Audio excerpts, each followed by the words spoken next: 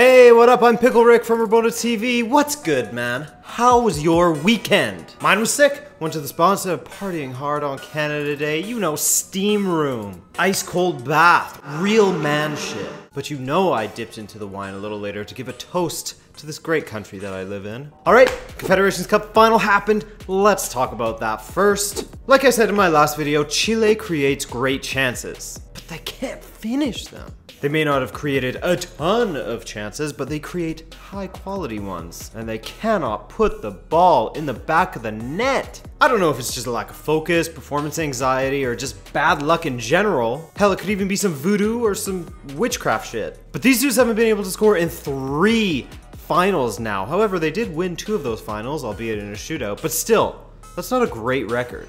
How vital is this for them to turn around? Well, point in case, in this final, Sanchez picks up a great chance, Germany heads down the other way, a bad giveaway, a sweaty pass, a sweaty goal, and sweaty pits for ol' Yogi. The fact that they could come away from the Confederations Cup as champions and with a B team is both a credit to Germany and sort of an embarrassment to the rest of the teams that were competing. However, then you look at the U21 championships and how they beat tournament favorites Spain in the final. And you start to think, could we be witnessing the balance of power in football shifting to Germany? Was that U21 final a metaphor for the transfer of power from one country to another? I personally think so, given the sheer amount of talent that Germany seems to have these days. They could send 2 teams to the World Cup and probably both of them would be in with a chance of winning it. It's especially scary as after they were eliminated from the group stages of Euro 2000, finishing bottom of their group, they said, alright, enough is enough, we need to restructure our entire football system countrywide, and by the 2014 World Cup, we will have won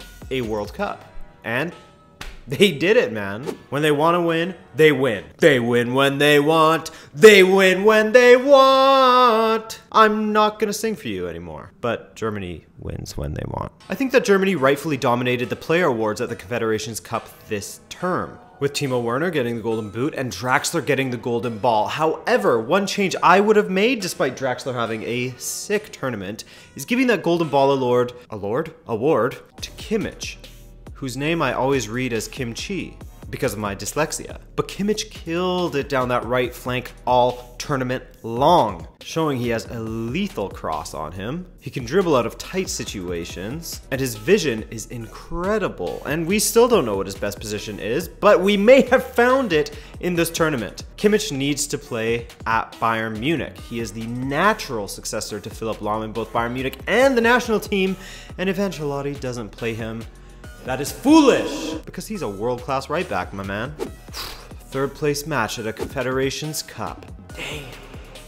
There's nothing you'd want to watch more. Especially when a very boring Portugal team is playing against a Mexican team that just can't figure their shit out. I won't speak too much on this match, but just look at what Portugal's record has been after 90 minutes of football since the start of Euro 2016.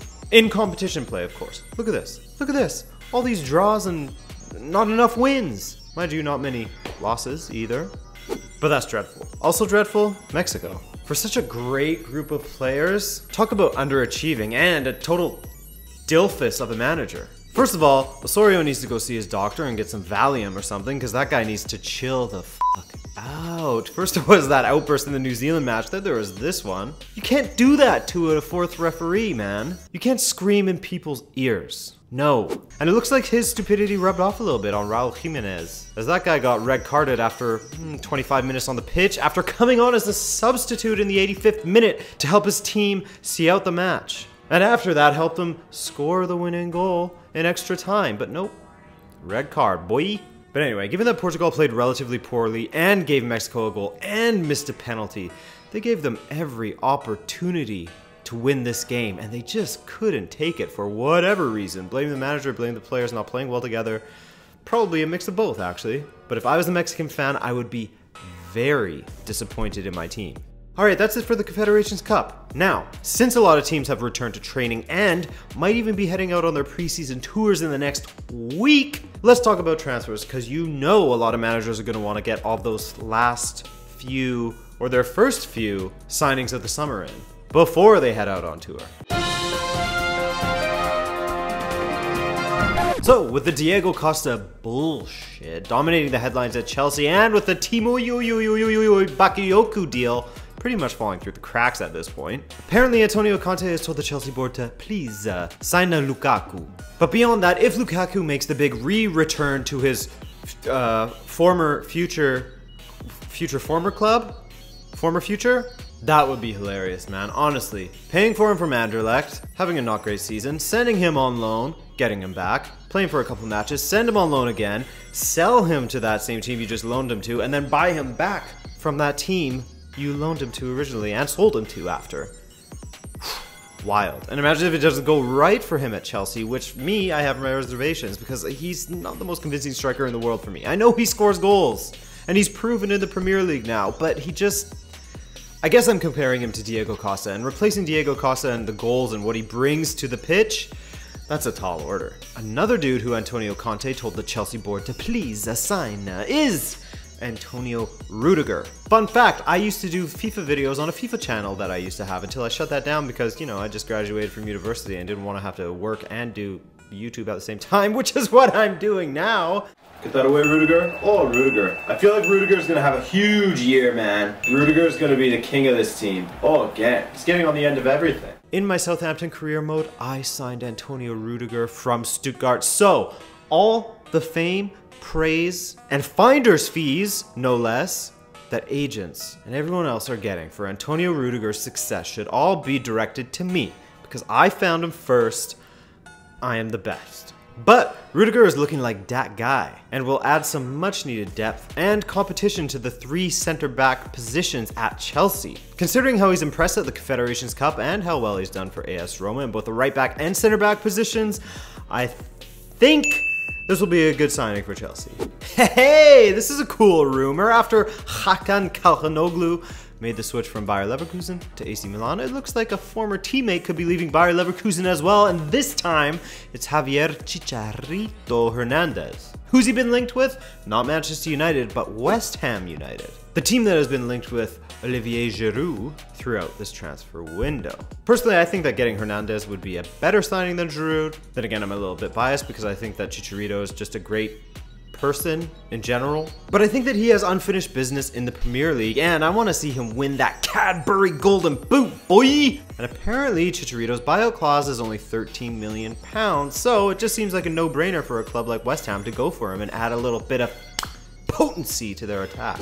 AS are reporting that Juventus have signed Danilo from Real Madrid for 20 million plus bonuses and shit. Well, well, well, doesn't that just pave the way for Alexandro to leave the club and head to Chelsea, or maybe PSG, because now news outlets are reporting that PSG have joined the race to sign Alexandro from Juventus. But is this really a surprise?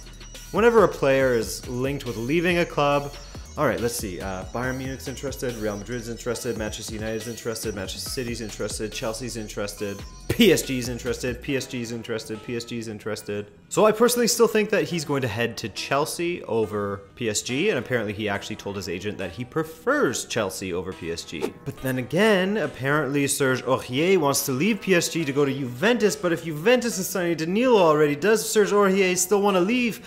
And if he doesn't, then what's the point of signing Alexandro? Oh, God. It's all so confusing. Can people just start making moves so it's all clearer? Because it's getting really hard to figure out who's going where, man. Speaking of PSG, Di Maria to Inter, you say? I say, sounds weird, but could happen. Let's talk about why, and how, and who. I don't watch much Italian football, but I do know that both Milan sides have been shite in the last few seasons, but both of them are doing a ton of recruiting and improving, and given that Inter signed a proven Serie A manager in Luciano Spalletti, it looks like they could be a pretty good side next year. So, if Di Maria was to join Inter under Luciano Spalletti, I think he would do pretty damn well, especially linking up with his compatriot Mauro Icardi. His pace and direct play are always tough to handle, and yes, the Serie A has better defending in it than La Liga and Ligue 1. But I just get a vibe that he would be a success there. I can't explain it. And as I said before, linking up with Mauro Icardi could be fuego fire.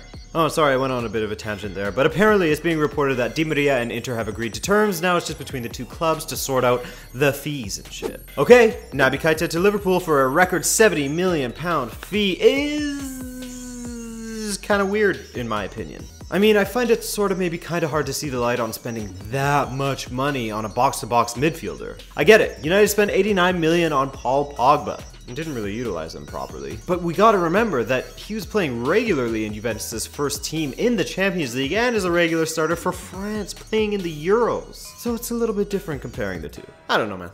I just don't know. I guess you can take away from it that, if anything, N'Golo Conte has proven just how vital a great central midfielder can be to a team, or to two teams in his case. But is he as good as Conte? Are they even similar players? All I know is that both of them play central midfield, and that Keita had a pretty decent season with RB Leipzig, scored 8 goals and got 7 assists. And perhaps it's that lack of knowing contributes to my uncertainty over this, given that £70 million and a club record no less over a guy that no one really knows enough about seems excessive to me. I don't know.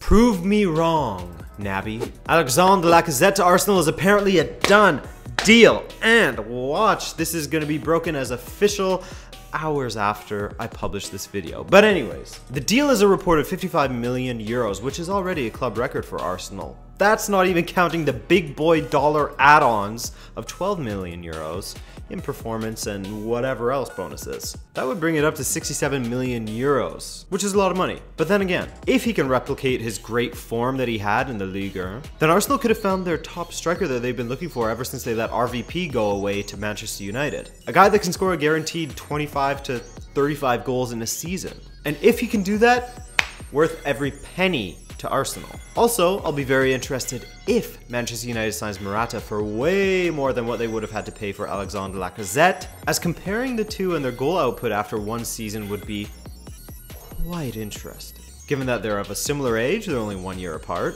Morata's turning 25 this year. And it seems like United went all in on Morata when they could have looked perhaps elsewhere. That'll do it today, mi amigos. I will be dropping a bio for sure this weekend on...